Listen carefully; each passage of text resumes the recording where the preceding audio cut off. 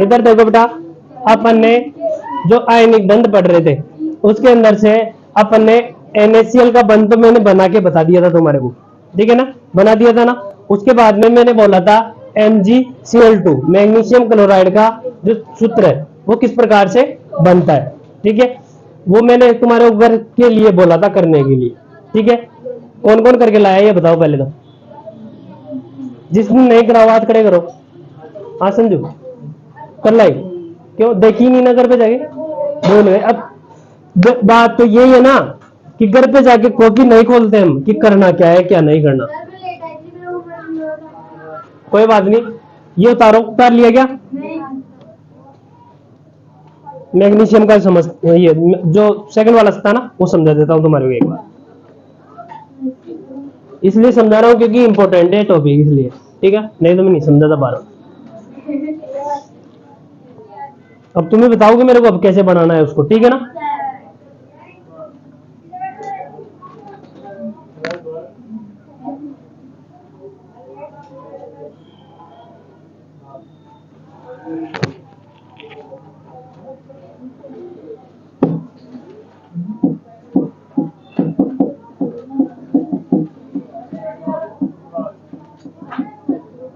बना लिया बेटा,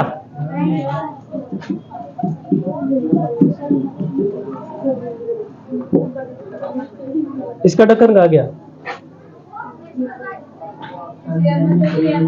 जेब में आ जाता है जाने कब। उतार लिया ना, तो फिर टाइम क्यों खर्च कर रहे हो।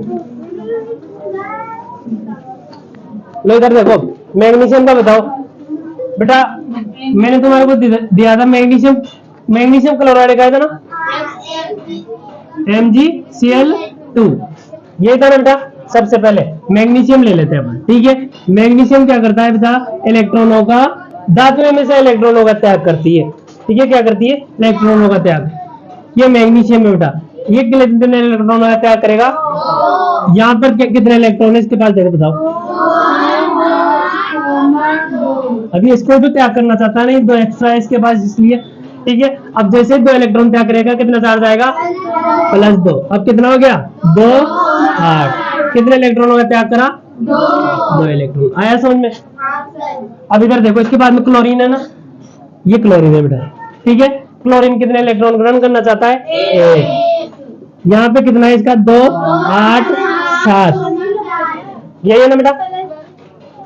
क्या, अरे प्लस चार्ज नहीं है, तो ये प्लस तो मैं यहाँ पे बीच वाला लगाया हूँ। अभी यहाँ पे प्लस तो दर्शाना ही नहीं है अपन को, प्लस तो उधर दर्शाऊंगा मैं, ठीक है बेटा। अब जैसे ये कितने इलेक्ट्रॉन ग्रहण करना चाहता है, 1 इलेक्ट्रॉन जैसे ग्रहण करेगा तो Cl अब कितना चार्ज आएगा, -। अब कितनी हो जाएगी, 2 8 8। आया समझ में। यहाँ नहीं दर्शाना, यहाँ पे यही, ठीक है। यहाँ पे चार्ज भी नहीं दर्शाना, नहीं है ना, वहां पे चार्ज तुम भी नहीं दर्शाए ना। अब इधर देखो बेटा, सिंपल सी बात है, इधर देखो। सबसे पहले अपन क्या करते हैं, बाह्य कोश में जितने इलेक्ट्रॉन होते हैं उनको दर्शाते हैं। यहाँ पे दिख रहा है क्लोरीन 2 है, मैग्नीशियम 1 है, तो क्लोरीन 2 लिख देते हैं सबसे पहले। सूत्र में तो रखा है ना अपन को क्लोरीन 2, और मैग्नीशियम कितना है, 1। अब बाह्य कोश में उपस्थित इलेक्ट्रॉनों को क्या करते हैं अपन, दर्शाते हैं, उसे बोलते हैं इलेक्ट्रॉन बिंदु संरचना। क्या बोलते हैं, इलेक्ट्रॉन बिंदु संरचना। उसको डॉट के रूप में दर्शाते हैं या क्रॉस के रूप में दर्शाते हैं, ठीक है। मैग्नीशियम के क्रॉस से दर्शाएंगे तो इसको डॉट से दर्शाएंगे, इसको क्रॉस से दर्शाएंगे तो इसको डॉट से, ठीक है। उल्टा करना है ताकि समझ में आ जाए, ठीक है। मैग्नीशियम के बाह्य कोश में कितने इलेक्ट्रॉन होते हैं, 2 दर्शा दो ना, 1 2, ठीक है। इसके बाद में इधर देखो बेटा, क्लोरीन है। अब क्लोरीन के बाह्य कोश में कितने इलेक्ट्रॉन होते हैं, 7 होते हैं ना, 1, इसको डॉट से 1 2 3 4 5 6 7, ठीक है। इसके कितने होते हैं, 1 2 3 4 5 6 7, यही है ना। अब इधर देखो बेटा,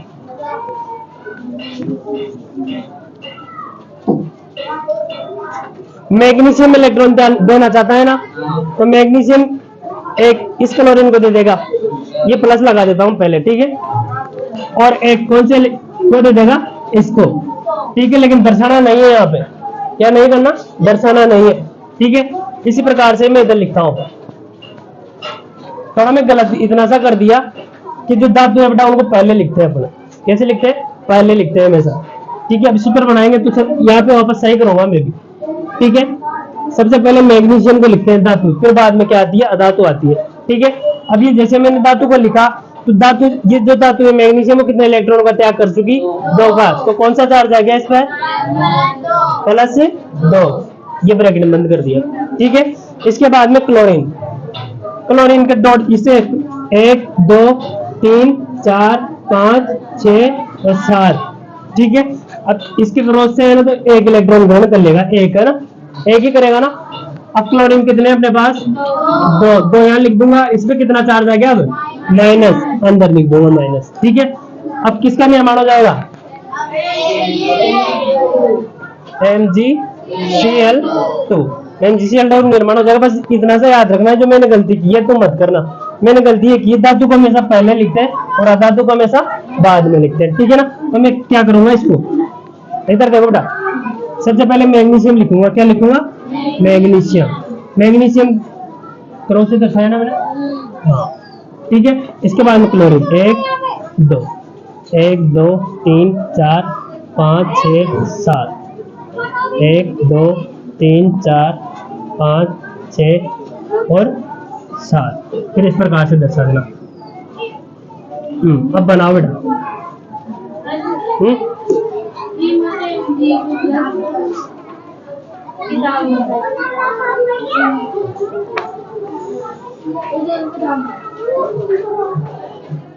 कहाँ पे किताब में देखा मैंने,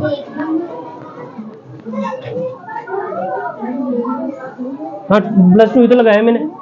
हाँ तो 2+6 तो कैसे भी लगा सकते हैं आगे पीछे, मैंने एक बार पहले बताया था। आप 2+ भी लगा सकते हैं, बताया था ना तुम्हारे को। इधर देखो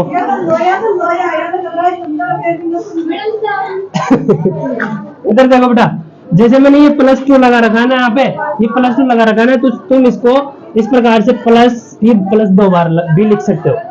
ठीक है, ऐसे भी लिख सकते हो।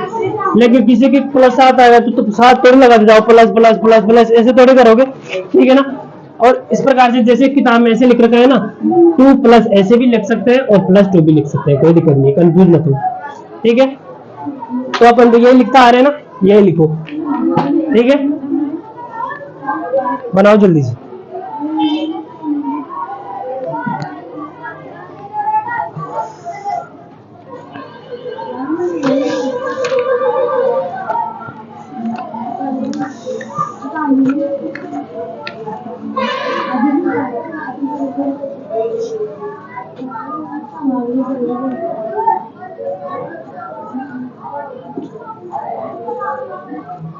बना लिया बेटा, इम्पोर्टेंट है ये डॉट, ये गिन के लगाना है। ये जो डॉट लगा रखे ना भाई, गिन के लगाना है कितने लगाना है। क्वेश्चन कैसे आएगा वो भी तुम्हारे पेपर कर लेंगे ना, तुम्हारा जब पता चलेगा बेटा। ठीक है,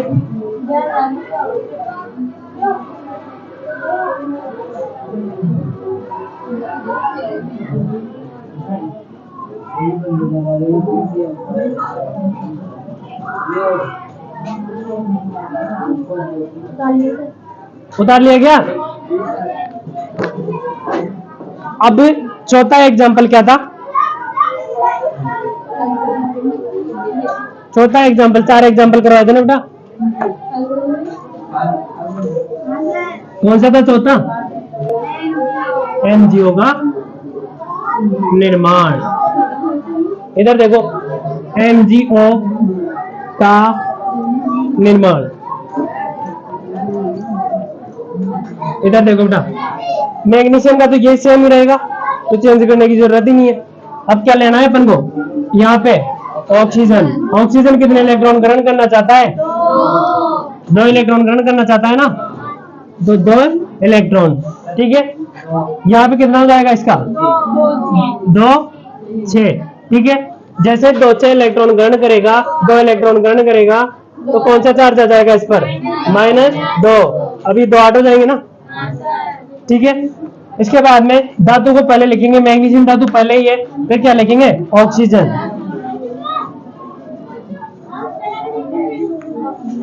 ऑक्सीजन। ऑक्सीजन के बाह्य कोश में कितने इलेक्ट्रॉन होते हैं?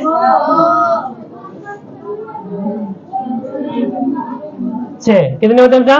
6। ये 2 इलेक्ट्रॉन ग्रहण करना चाहता है ना, तो ये दोनों के दोनों इलेक्ट्रॉन किसको दे देगा? ऑक्सीजन दे दिया। देने के बाद मैग्नीशियम पर तो Y+2 आ जाएगा, ठीक है। ऑक्सीजन, ऑक्सीजन में कितने आ जाएगा बेटा? 1 2 3 4 5 6। एक अलग से दर्शाना है ना, ठीक है। कितना आ जाएगा? -2। यहाँ पे 2 लगाओ क्या? ऑक्सीजन एक ही नहीं लगाएंगे ना, अब क्या बन जाएगा? MgO। अब करो इसको फटाफट। वैसे चारों एग्जाम्पल के अलावा कुछ नहीं पूछेगा तुम्हारे को, बनाना आना चाहिए लेकिन पूछ ले कहीं। हाँ,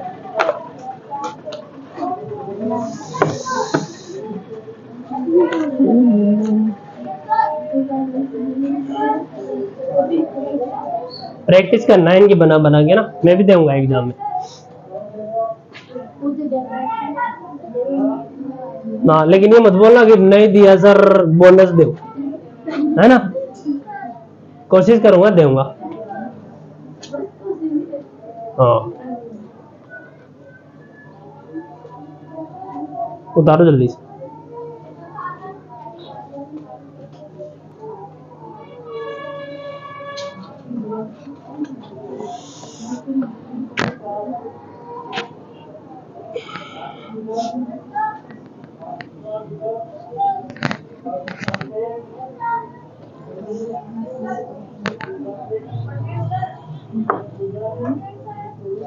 मिटा दो ना,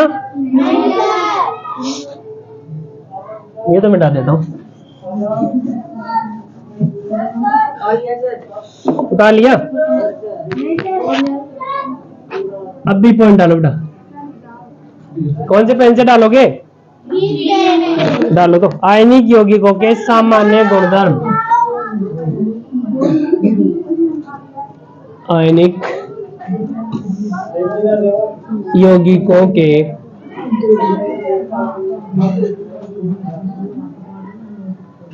सामान्य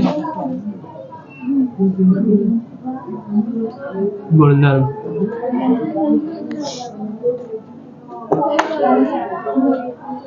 मिटा दो तो। डालो टाइटिंग डालो ग्रीन पेन से।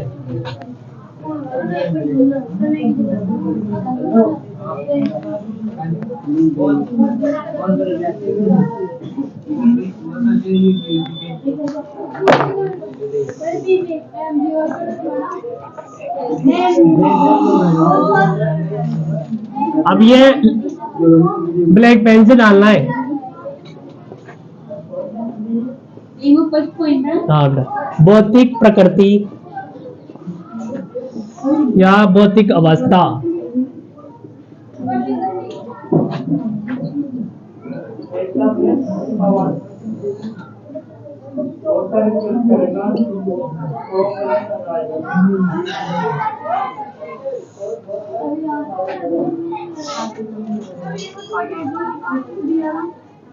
नहीं, बी में कुछ नहीं लिखा, बी में फर्स्ट पॉइंट डालना है।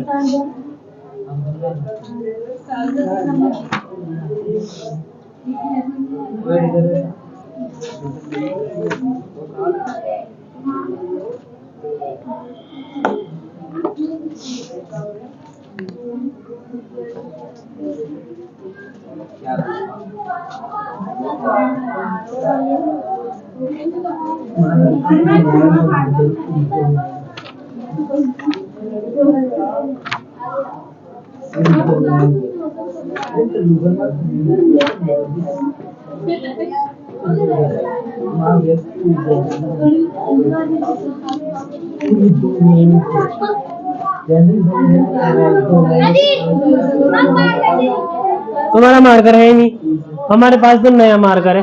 वो नहीं, कल में नहीं लेके आया।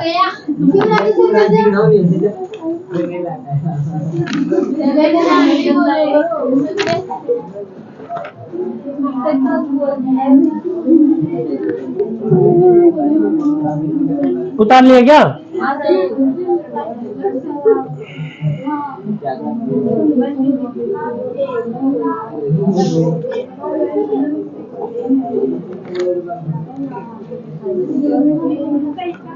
लो इधर देखो बेटा, जो भौतिक अवस्था होती है ना इनकी, किनकी, अरे आप पढ़ रहे थे बेटा आयनिक बंध, कहाँ पढ़ रहे थे, आयनिक बंध। तो आयनिक जो यौगिक होते हैं ना बेटा, उनकी जो भौतिक अवस्था होती है वो कैसी होती है? सामान्यतः ये क्या होते हैं बेटा, कठोर होते हैं। क्या होते हैं? कठोर। क्या होते हैं? कठोर। अब सिंपल सी बात है, NaCl क्या होता है? नमक होता है। क्या होता है? नमक। तो वैसे तो क्या होता है, वो कठोर होता है ना, ठीक है, क्या होता है? कठोर। लेकिन क्या होता है, अगर उनके ऊपर दाब डाला जाए, क्या डाला जाए? दाब, तो क्या हो जाता है बेटा? बिखर जाता है। क्या हो जाता है? बिखर जाता है। तो कहने का मतलब वो बिखरने का जो गुण होता है, कहने का मतलब उनमें क्या पाया जाता है? भंगुरता का गुण पाया जाता है। क्या पाया जाता है बेटा? भंगुरता। ठीक है, हाँ ठीक है। तो कहने का मतलब जिन पर दाब लगाते हैं आसानी से टूटकर बिखर जाते हैं, उनको बोलते हैं बेटा भंगुर। क्या बोलते हैं? भंगुर। ठीक है, लिखो बेटा इसमें, अभी समझाऊंगा, पहले लिखो। लिखो बेटा इसमें, आयनिक यौगिक सामान्यतः, आयनिक यौगिक सामान्यतः ठोस होते हैं, ठोस व कठोर होते हैं, लिखना। आयनिक यौगिक सामान्यतः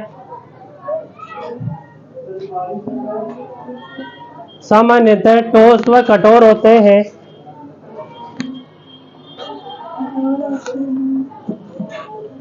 ठोस व कठोर होते हैं, लेकिन यह प्राय भंगुर होते हैं। लेकिन यह प्राय भंगुर होते हैं। इधर देख के लिख लेना, भंगुर होते हैं। जो दाब लगाने पर,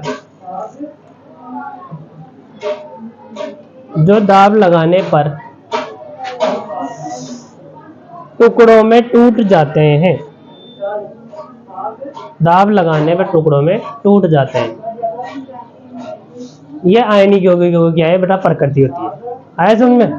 सामान्य कैसे होते हैं? ठोस व कठोर होते हैं, लेकिन ये भंगुर भी होते हैं। ठीक है, जो दाब लगाने पर क्या हो जाते हैं? बिखर जाते हैं। ठीक है, इसके बाद में सेकंड पॉइंट लिखो बेटा। सेकंड पॉइंट है गलनांक व क्वथनांक। अरे नमक की डली है, आ गया समझ में आ गया ना। अब उसमें अब दाब लगाएंगे तो क्या हो जाता है? बिखर ही जाता है बेटा। क्या हो जाता है? बिखर जाता है ना। तो वही है, भंगुरता पाई जाती है उनमें। क्या पाई जाती है? भंगुरता। तो ये गुण होता है जो क्या कहलाता है? भंगुर कहलाता है। ठीक है, इसके बाद में सेकंड पॉइंट डालो। बस ज्यादा मत समझा करो बेटा, इतना ही समझा करो, है ना। लिखो गलनांक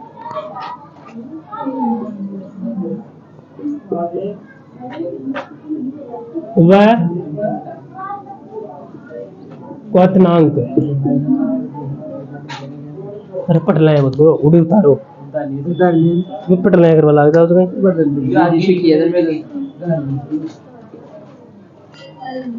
गलनांक क्वथनांक सबको पता है, सबको पता है ना। हाँ, तो बेटा ये जो आयनिक यौगिक होते हैं ना, इनके जो गलनांक और क्वथनांक होते हैं ना, वो क्या होते हैं? उच्च होते हैं बेटा। क्या होते हैं? उच्च। क्या होते हैं? उच्च। ठीक है, इसका क्या कारण है? इसका ये कारण है, इनके मध्य क्या होता है बेटा? एक प्रबल अंतर आयनिक आकर्षण बल पाया जाता है। वो बंद होता है ना बेटा, वो बंद जो होता है वो प्रबल अंतर आयनिक आकर्षण बल की वजह से क्या होता है? बंधा होता है। ठीक है, इसी वजह से इनके जो गलनांक वो क्वथनांक होते हैं वो क्या होते हैं? उच्च होते हैं। क्या होते हैं? उच्च। आगे समझ में? लिखो बेटा, लिखो आयनिक यौगिकों के गलनांक व क्वथनांक उच्च होते हैं। आयनिक यौगिकों के गलनांक व क्वथनांक उच्च होते हैं।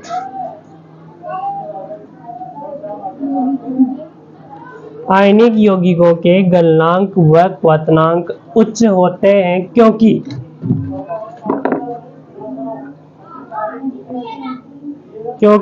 इन यौगिकों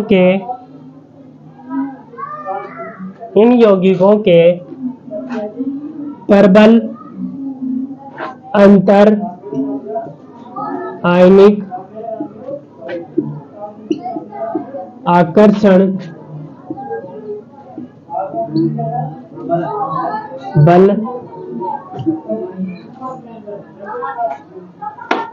प्रबल अंतर आयनिक आकर्षण बल को तोड़ने के लिए अधिक ऊर्जा की आवश्यकता होती है। अधिक ऊर्जा की आवश्यकता होती है। बेटा, बल को तोड़ने के लिए अधिक ऊर्जा की आवश्यकता होती है। लिख लिया। तीसरा पॉइंट लिखो, घुलनशीलता या विलेयता।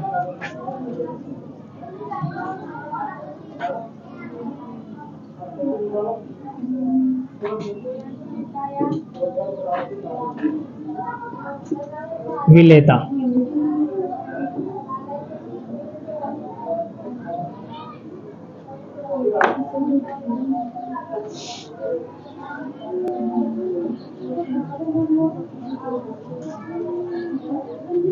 डालिएगे। इधर देखो बेटा, जो आयनिक यौगिक होते हैं ना, वो जल में तो क्या करते हैं, घुल जाते हैं। किस में घुल जाते हैं? जल में। लेकिन पेट्रोल और केरोसिन में नहीं घुलते हैं। ठीक है ना? किस किस में नहीं घुलते? इन दोनों में नहीं घुलते, लेकिन किस में घुल जाते हैं? जल में। ठीक है, ये क्या है? इसकी घुलनशीलता है। किनकी? आयनिक यौगिकों की। ठीक है, लिखो इसमें।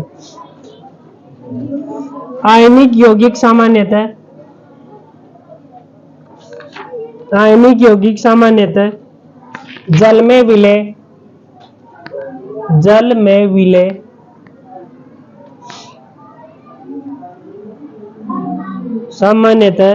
जल में विलय एवं पेट्रोल व केरोसिन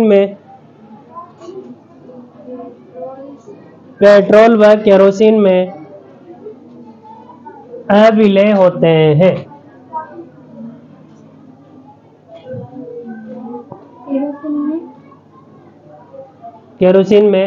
पेट्रोल व केरोसिन में अविलय होते हैं।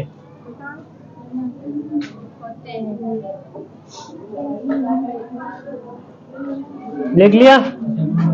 4 नंबर पॉइंट डालो बेटा, विद्युत चालकता।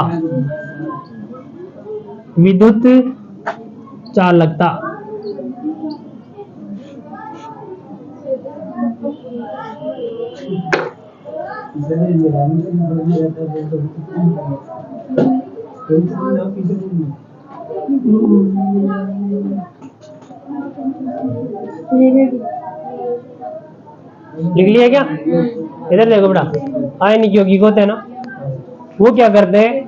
अगर गुलित अवस्था में होते हैं, कौन सी अवस्था में होते हैं? गुलित।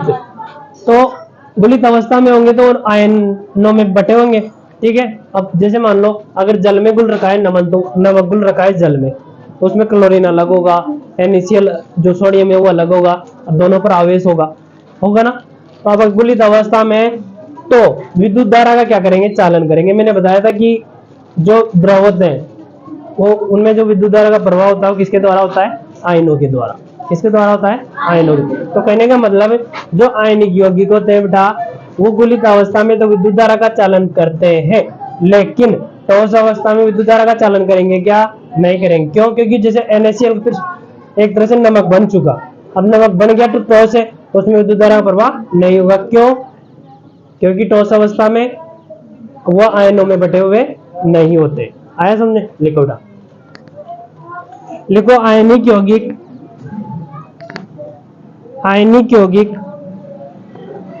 गलित अवस्था, आयनिक यौगिक गलित अवस्था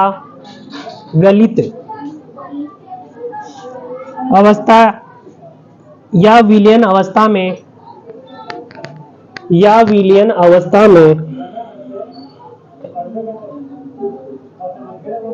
विद्युत के चालक होते हैं क्योंकि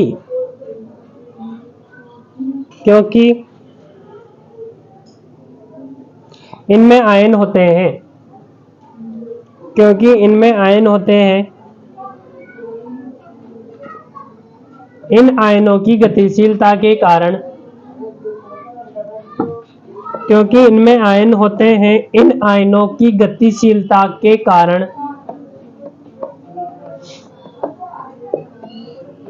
यह विद्युत का चालन करते हैं, यह विद्युत का चालन करते हैं। गतिशीलता के कारण यह विद्युत का चालन करते हैं। Paragraph change. आयनिक यौगिक ठोस अवस्था में, आयनिक यौगिक ठोस अवस्था में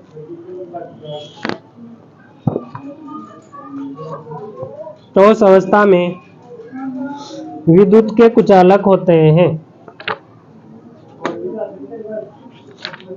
विद्युत के कुचालक होते हैं,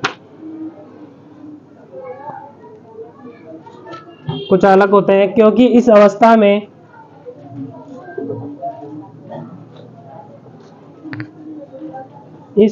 में आयन की गति संभव नहीं है,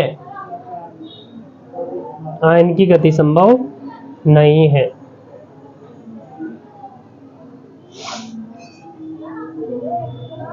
संभव नहीं है। अब बेटा ये डायग्राम दे रखा है एक पेज नंबर 53 पे, ये वाला दिखिए क्या, ये दे रखा है। इसके अंदर अपन क्या कर सकते हैं, आयनों को गोल गोल के जल के अंदर उनके अंदर विद्युत धारा का क्या कर सकते हैं, जांच कर सकते हैं। भाई विद्युत धारा का प्रवाह हो रहा है नहीं हो रहा। एक तार इधर तरफ इस तरफ डाल देंगे, एक तरफ तार इस तरफ डाल देंगे, और उसमें क्या डाल देंगे, आयनिक यौगिक। अब आयनिक यौगिक जैसे जल में डालेंगे तो घुल जाएंगे, घुलेंगे तो किसमें टूटेंगे, आयनों में टूटेंगे। आयनों में टूटेंगे तो फिर अपन इधर करंट चालू करेंगे तो विद्युत धारा अगर आयनों में प्रवाह होगा तो इधर से इधर करंट जाएगा और बल्ब जल जाएगा। ठीक है। और इसी प्रकार से अगर जल निकाल दे, वैसे नमक डाल दे, नमक डाल दे, ठोस अवस्था में होता है तो ठोस अवस्था में तो बल्ब जलेगा या नहीं जलेगा, नहीं जलेगा। तो ये डायग्राम तुम्हारे ऊपर से बनाना है, जगह छोड़ो इसकी।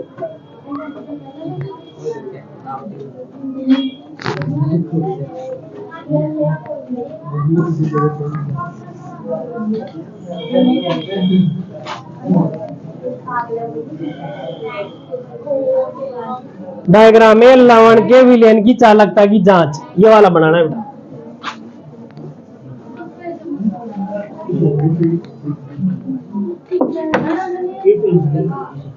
इसके बाद में बुक क्वेश्चन पेज नंबर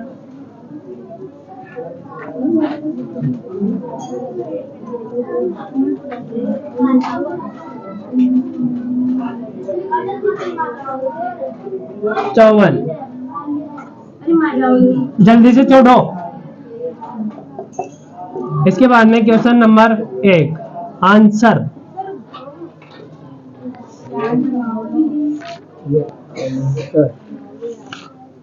निकालिए question number, page number 54, question first. Lakshmi, इधर ध्यान देना, कान खोल के सुन लेना, ठीक है ना। इधर देख, फर्स्ट क्वेश्चन दिख गया तेरे को। इसमें फर्स्ट क्वेश्चन के अंदर देखो 3 क्वेश्चन दे रखे हैं ना, फर्स्ट सेकंड थर्ड दे रखा है ना। अब एग्जाम के अंदर मैं तो यहाँ पे फर्स्ट जैसे क्वेश्चन आ गया ही, इसको क्वेश्चन को तुम्हारे को तो लिखना ही है अभी यहाँ पे तो कॉपी में तो, लेकिन एग्जाम के अंदर ये क्वेश्चन है, इसका आंसर लिख के फर्स्ट का ऐसे डाल के आंसर लिख दिया करो डायरेक्ट, ठीक है ना, कि इसके भी डैश डैश लगाया करो। समझ में आ गए ना। हाँ, ये समझाने की कोशिश कर रहा था। अब इसमें फर्स्ट क्वेश्चन दे रखा है बेटा, सोडियम, ऑक्सीजन एवं मैग्नीशियम के लिए इलेक्ट्रॉन बिंदु संरचना बनाइए। बता दो इलेक्ट्रॉन बिंदु संरचना, बताओ बेटा। सोडियम की बताओ सबसे पहले, इलेक्ट्रॉन बिंदु संरचना बतानी है सोडियम की। ये क्या होती है इलेक्ट्रॉन बिंदु संरचना, बताओ क्या होती है, कौन बताएंगे क्या होती है। इलेक्ट्रॉनिक विन्यास होता है। बाह्य कोश में उपस्थित इलेक्ट्रॉनों को डॉट के या क्रॉस से दर्शाते हैं, उसको इलेक्ट्रॉन बिंदु संरचना बोलते हैं। तो सोडियम की इलेक्ट्रॉन बिंदु संरचना होती है, सोडियम का प्रतीक बना के बाह्य कोश में एक इलेक्ट्रॉन होते हैं तो एक डॉट से दर्शा देंगे, इसको बोलते हैं इलेक्ट्रॉन कोमा। इसके बाद में ऑक्सीजन की बताओ। अरे डॉट बताना है, कितने डॉट लगेंगे। मैग्नीशियम की बताओ। 2 आ गया आप समझ में। बनाओ तीनों।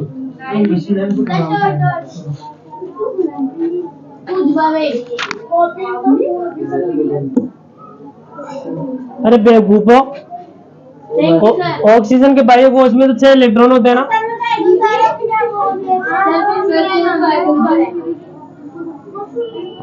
और तो सही है ना। हाँ,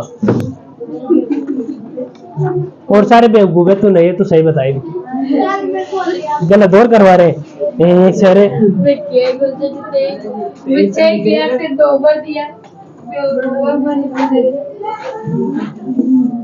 इसके बाद में क्वेश्चन नंबर 2। बेटा दिमाग से दिमाग, इस दिमाग को जितना चलाते हैं ना अपन उतना ही काम करता है, ठीक है ना। समझ में आई बात। हाँ बेटा, इसके बाद में सेकंड क्वेश्चन देखो। इलेक्ट्रॉनों के स्थानांतरण के द्वारा N2O व MgO का निर्माण दर्शाइए। कर दोगे ना, दोनों जो भी करा था अपन ने वो दोनों करना है इसके अंदर, ठीक है। इसके बाद में जगह छोड़ दो।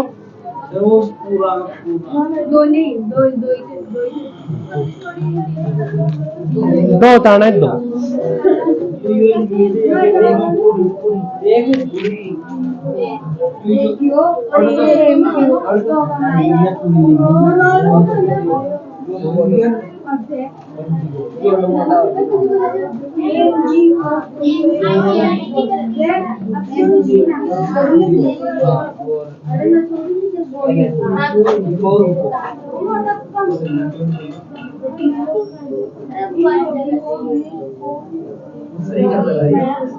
सोनू लिखना है।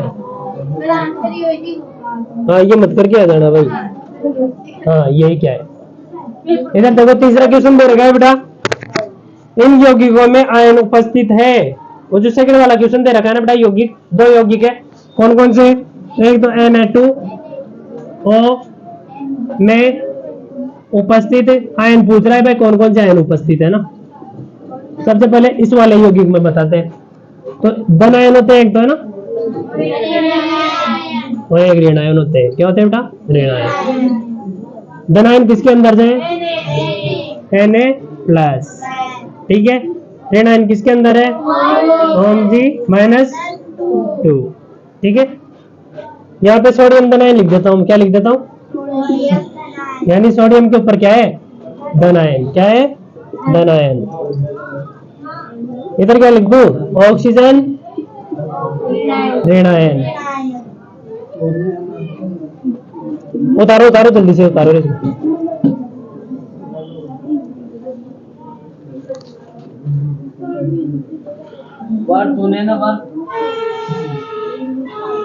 में उपस्थित आयन भी लिखना है यहाँ पे।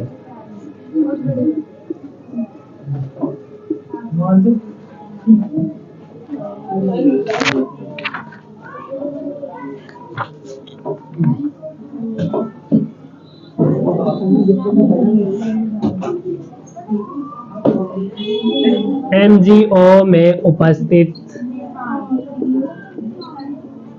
आयन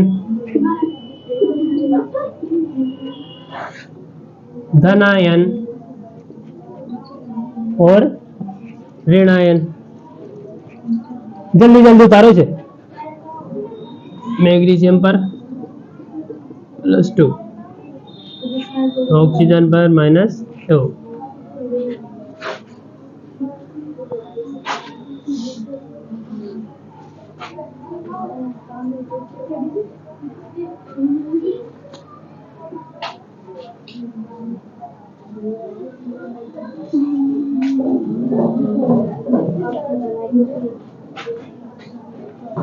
घड़ी है क्या किसी के पास?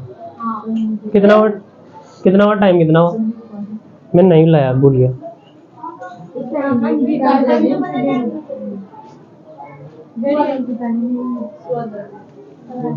सवा 10 हो गए क्या?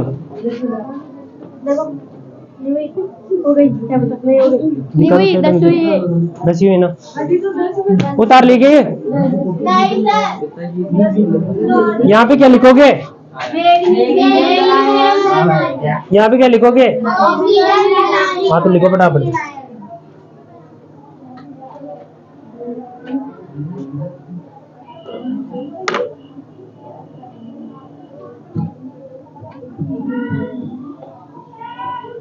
मैडम को जेल कर देगा।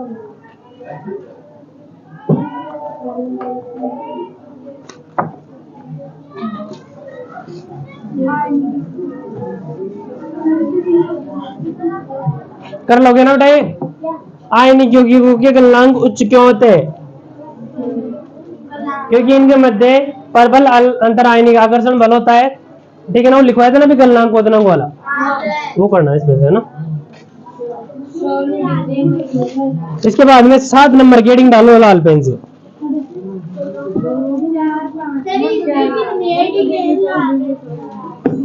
क्या पता बेटा? आप मतलब जितने लिख लिए ना नोट्स, उतने नोट्स अभी बाकी है।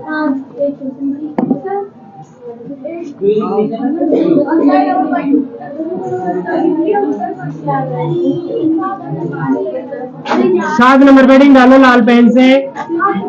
हाँ, धातुओं की प्राप्ति। हाँ,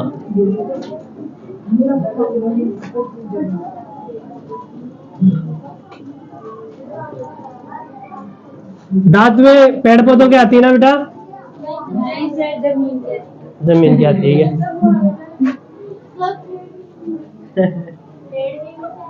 पेड़ की आती है ना?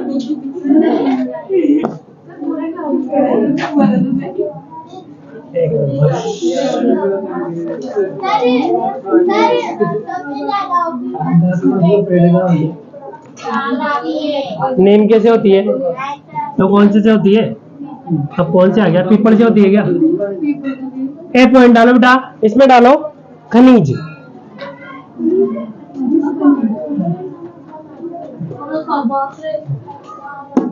डालो बेटा, कालो।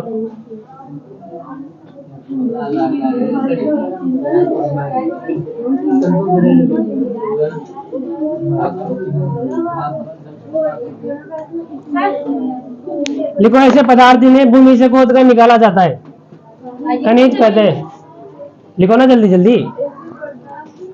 ऐसे पदार्थ जिन्हें भूमि से खोद कर निकाला जाता है उन्हें खनिज कहते हैं। ऐसा नमक जिन्हें भूमि से खोद कर निकाला जाता है उसे खनिज नमक कहते हैं। पढ़ा था ना अपन ने?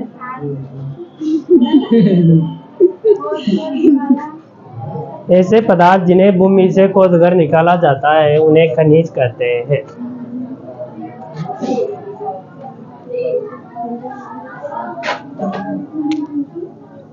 बी डालो, अयस्क।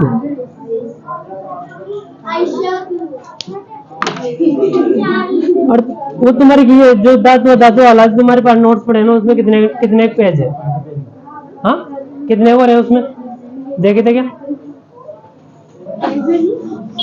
जो तुम्हारे पास पिछले साल लिखवाया था ना नोट्स, उसमें ये जो धातु वाला जो चैप्टर है उसमें कितने नोट्स हैं?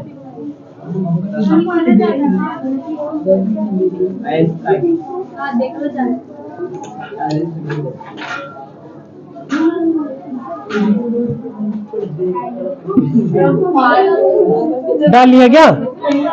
क्या डाला है दीपक?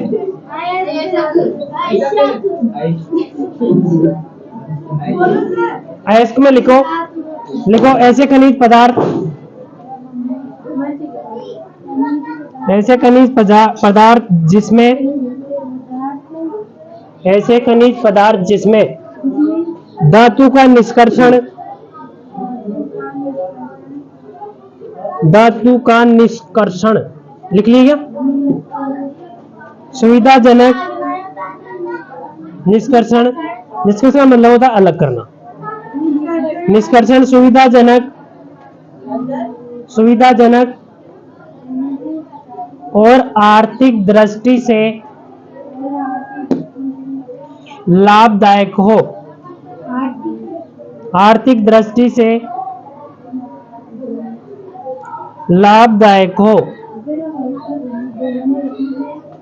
उन्हें अयस्क कहते हैं।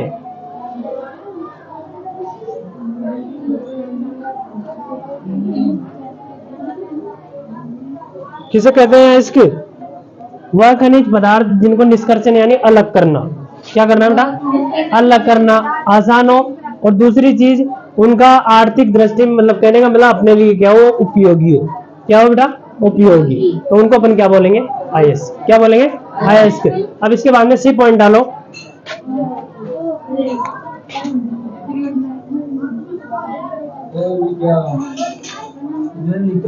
सी पॉइंट डालो बेटा और लिखो इसमें आगात्री,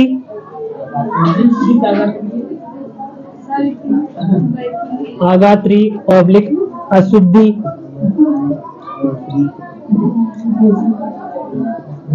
ऑब्लिक गैंग।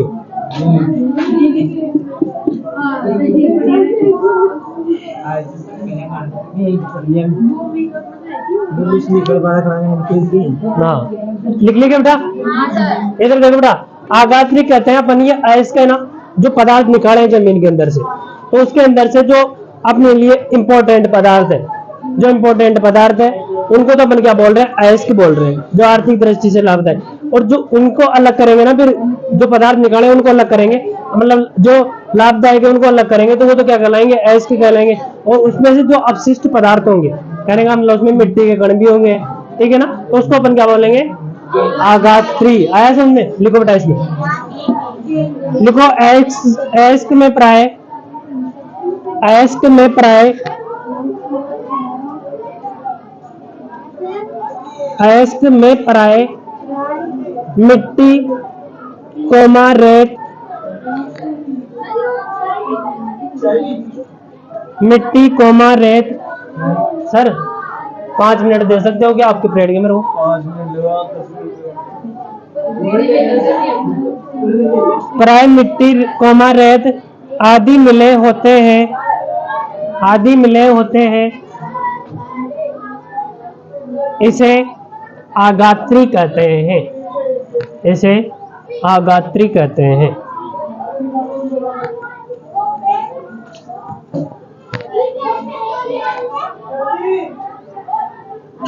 नीचे लाइन छोड़ के एरो लगा के लिखो बेटा। एरो एरो लिखो। कुछ धातुएं,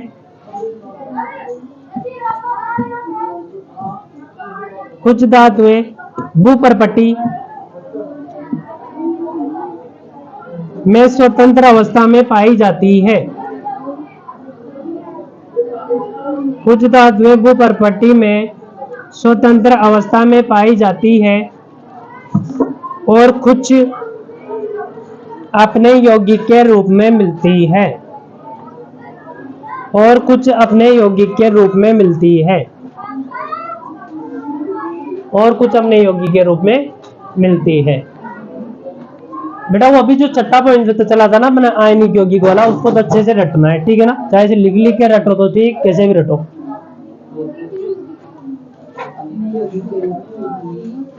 कुछ अपने यौगिक के रूप में मिलती है, लिख लिया?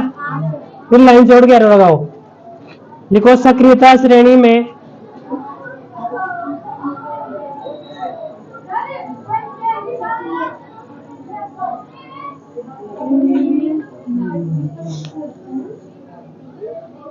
सक्रियता श्रेणी में धातुओं की अभिक्रियाशीलता के आधार पर, धातुओं की अभिक्रियाशीलता के आधार पर निम्न भागों में बांटा गया है, निम्न भागों में बांटा गया है। अभिक्रियाशीलता के आधार पर निम्न भागों में बांटा गया है।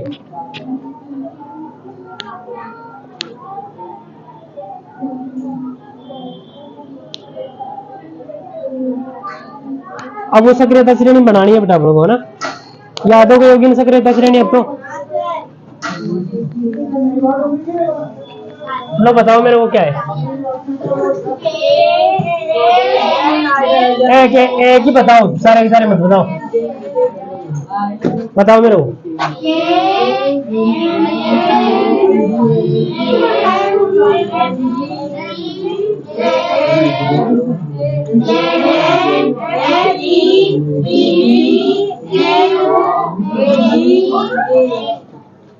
सही है ना?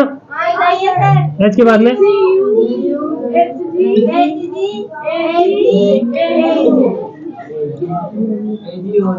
और तो बना लूंगा, मत बताओ मेरे को। सबसे उतारो बेटा, बनाओ बनाओ इसको जल्दी से। हाँ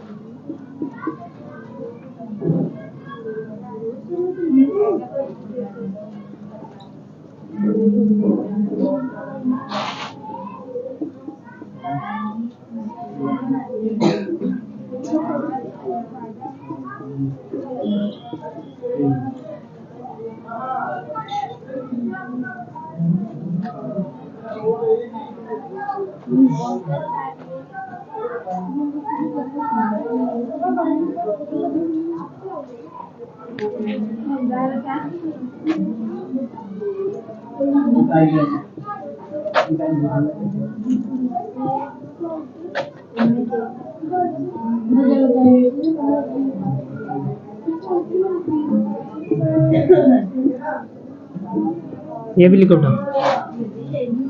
मध्यम अभिक्रियाशील अपचयन से प्राप्त कार्बन के उपयोग से अपचयन।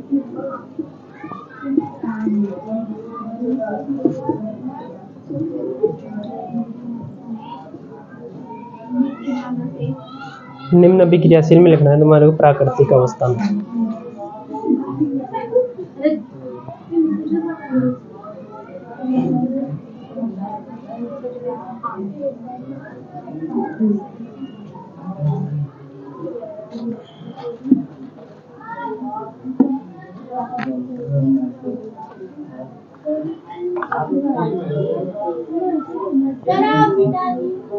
नहीं मिटाया बेटा, कहाँ मिटाया?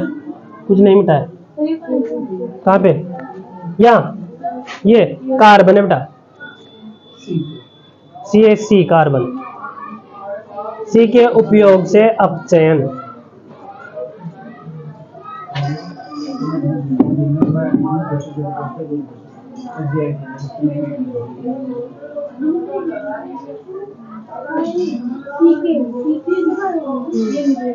C है बेटा, C कार्बन।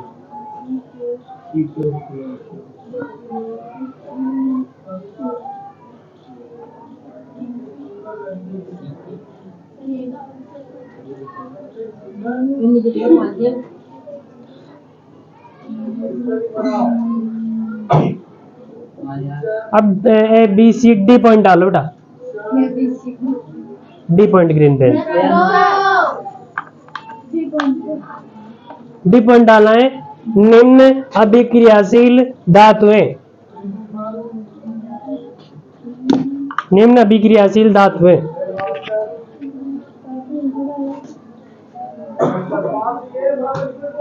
निम्न अभिक्रियाशील धातुएं। डी पॉइंट डाल लिया क्या? कौन कौन नहीं उतारा? उतार लिया ना? अरे तेरी कॉपी कहाँ है? कदे लाओ? तो फिर ये काम तो बढ़ रहा है ना बेटा।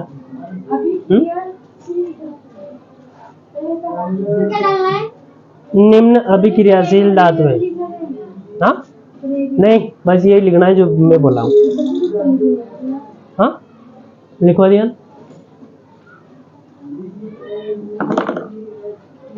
ये कैल्शियम है ना यहाँ पे, लिख लिया कि निम्न अभिक्रियाशील धातुएं, लिखो इसमें यह धातुएं सक्रियता श्रेणी में, यह धातुएं सक्रियता श्रेणी में, यह धातुएं सक्रियता श्रेणी में सबसे नीचे आती है, सबसे नीचे आती है और सबसे कम क्रियाशील होती है, और सबसे कम क्रियाशील होती है, और सबसे कम क्रियाशील होती है। यह स्वतंत्र अवस्था में पाई जाती है, यह स्वतंत्र अवस्था में पाई जाती है। उदाहरण ये तीन चारों धातु लिख लो। ये हाइड्रोजन मत लिखना बस, कॉपर ये कॉपर मरकरी और सिल्वर और सोना, ये तीनों लिखो, प्रतीक लिख लो डायरेक्ट उदाहरण में। चारों हाइड्रोजन मत लिखना, ये धातु है। एक नहीं यू लिखो ना आगे, copper comma Hg comma Ag comma Au।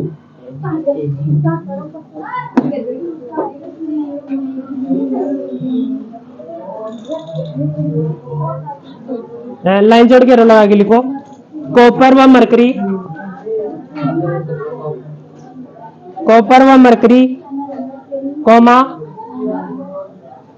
Silver अपने सल्फाइड, लिख बेटा कॉपर एवं मरकरी, कॉपर एवं मरकरी कोमा सिल्वर अपने सल्फाइड या ऑक्साइड के अयस्क के रूप में संयुक्त अवस्था में पाए जाते हैं, संयुक्त अवस्था में पाए जाते हैं।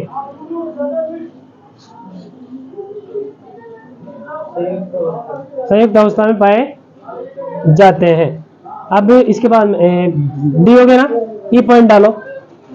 ई पॉइंट क्या लिखोगे, मध्यम अभिक्रियाशील धातुएं, मध्यम अभिक्रियाशील धातुएं,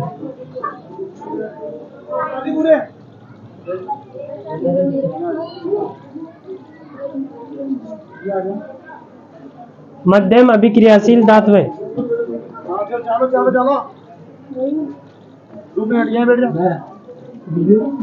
मध्यम अभिक्रियाशील धातुएं लिखो इसमें, यह धातुएं सक्रियता श्रेणी में, यह धातुएं सक्रियता श्रेणी में मध्य में स्थित होती है,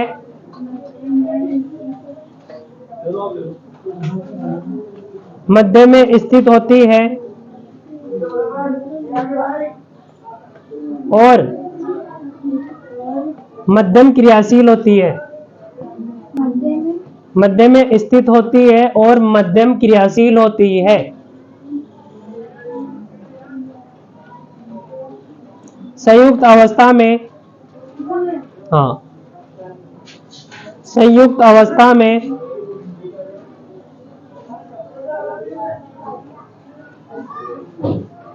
ऑक्साइड कोमा, संयुक्त अवस्था में oxide comma sulphide, oxide comma sulphide या कार्बोनेट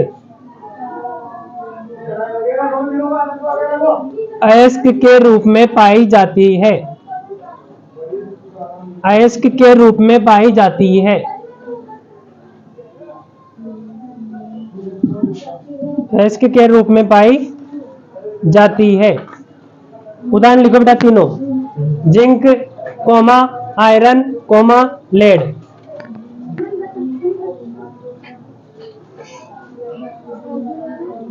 ये रही बेटा देखिए तीनों, कोमा लेड, मरकरी नहीं हो, लेड लेड। इसके बाद में तीसरे नंबर पे डालो उच्च अभिक्रियाशील धातुएं। हाँ हाँ, उच्च अभिक्रियाशील धातुएं। उच्च उच्च उच्च सबसे ऊंची, उच्च अभिक्रियाशील धातुएं।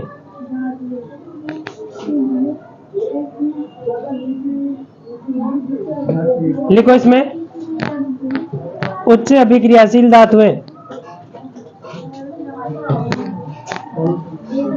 लिखो बेटा इसमें, यह धातुएं सक्रियता श्रेणी में सबसे ऊपर स्थित होती है। यह धातुएं सक्रियता श्रेणी में सबसे ऊपर स्थित होती है।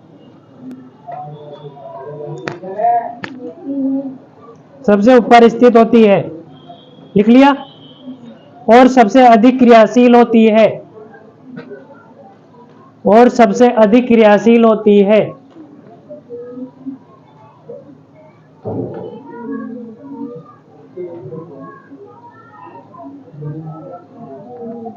यह धातुएं यह धातुएं कभी भी स्वतंत्र अवस्था में नहीं पाई जाती है।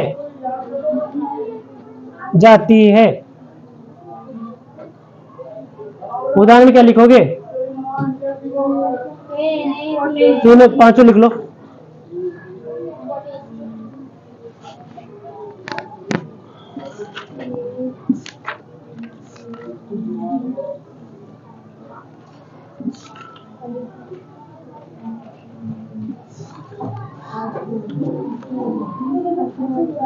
लिख लिया बेटा?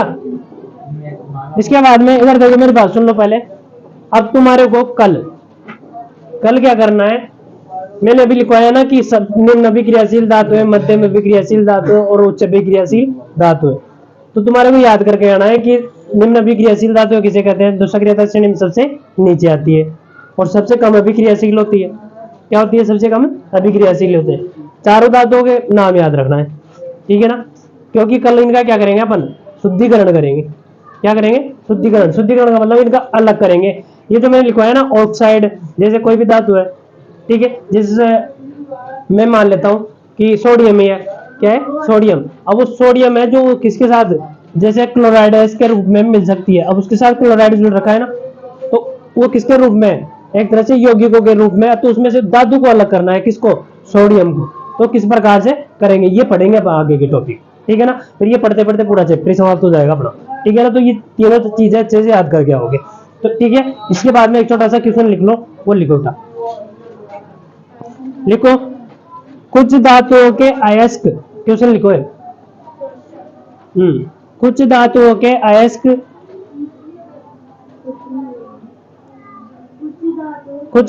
के अयस्क ऑक्साइड होते हैं। कुछ धातुओं के अयस्क ऑक्साइड होते हैं, क्यों?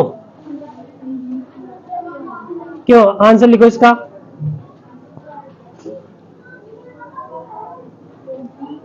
आंसर लिखो। एक मिनट, ये क्वेश्चन करवा देना फिर आ जाना। कुछ धातुओं के अयस्क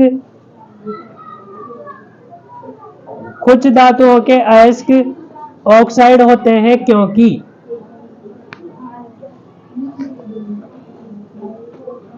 कुछ धातुओं के अयस्क ऑक्साइड होते हैं क्योंकि। फर्स्ट कारण लिखो। फर्स्ट लिखो। इसमें लिखो बेटा, ऑक्सीजन अधिक क्रियाशील होती है। ऑक्सीजन अधिक क्रियाशील होती है।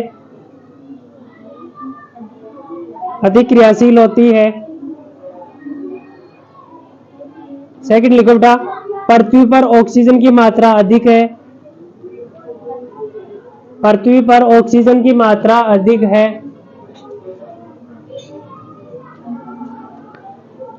पृथ्वी पर ऑक्सीजन की मात्रा अधिक है। थर्ड लिखो बेटा, ऑक्सीजन अधिक क्रियाशील होती है। ऑक्सीजन अधिक क्रियाशील होती है। आज की क्लास को यही समाप्त करते हैं, मिलते हैं नेक्स्ट क्लास में।